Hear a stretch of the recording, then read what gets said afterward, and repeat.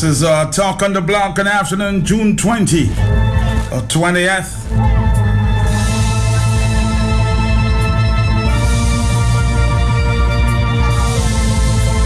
2016.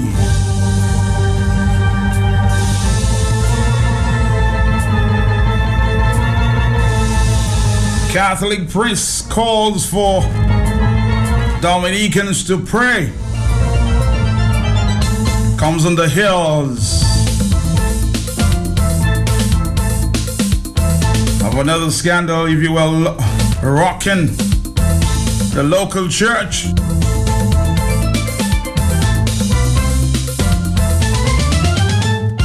Well, the bishops speak.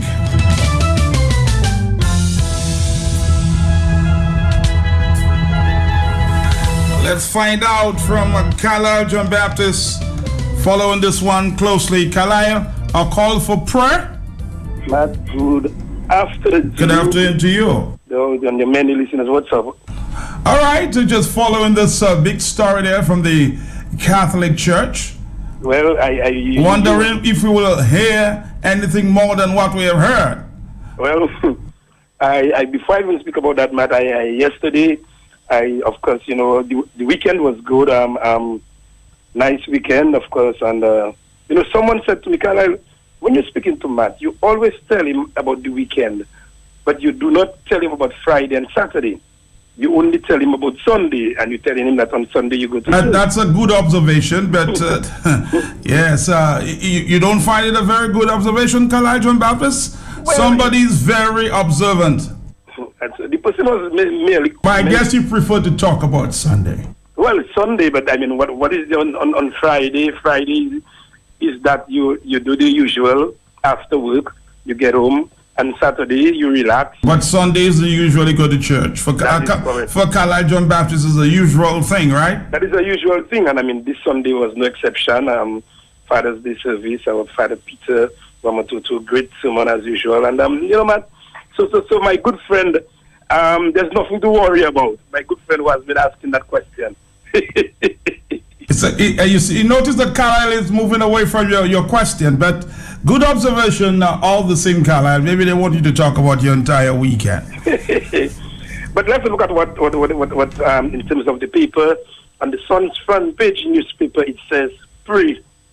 And there's a sub-headline, instead of, quote, gossip and speculation, unquote, Catholic church officials say Dominicans should pray for the church. Carlisle, let me stop you there for a moment there. You know I'm a straight shooting guy.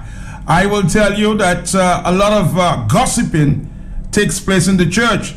Even on Sunday, I was told that a local priest made a reference to you and I. Well, Matt, calling us snakes in the valleys. the local priest have Kako outside, so he's looking for rain. He's looking for rain, and I don't have Kako outside, so I'm not looking for rain. So let that local priest continue on his merry way. At the age of 73, if he refuses to learn, he will never learn. He will continue being a politician, but he must leave the church and go on the political platform instead of hiding. That is what he must stop doing. He must leave the church and go on the political platform. And he must not try to attack us, you know, because if he attacks me, I will attack him. I will attack him. Leave the priest alone, Carlisle John Baptist. He must leave us alone. He must leave us alone. Leave us alone. Do his work. Preach the sermon of God.